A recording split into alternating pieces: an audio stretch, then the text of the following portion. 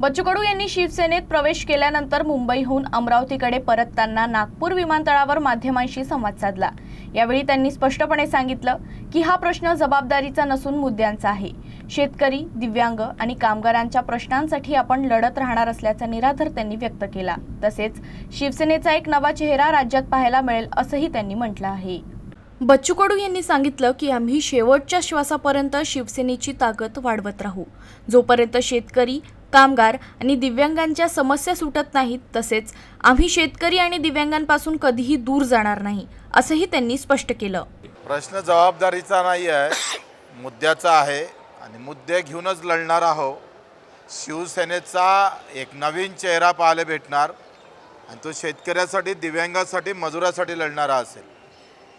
आम्ही जो भगवा घेतलेला आहे तो छत्रपती शिवरायांच्या विचाराचा आहे आणि त्या विचारानं अख्खा महाराष्ट्र पुजून काढून जी शिवसेनेची ताकद जेवढी वाढू तेवढी सगळी ताकद शेतकरी आणि मजुरांची आणि दिव्यांगाच्या बाजूने उभी करू।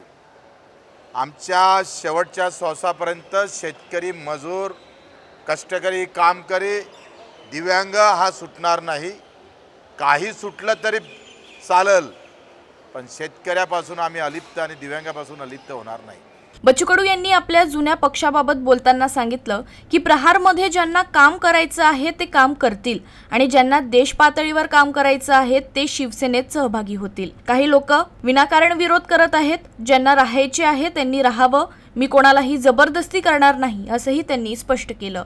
नाही, ते प्रहारचं ज्यांना राजकीय काम करायचं आहे ते शिवसेनेत येणार, स्पष्ट बोलतोय। पण काही नालायक असतात, ते काही सुटत नाही। पण ज्यांना राहायचं आहे त्यांनी राहावं व्यवस्थित। मी कोणाला जबरदस्ती केली नाही, जबरदस्ती करणार नाही।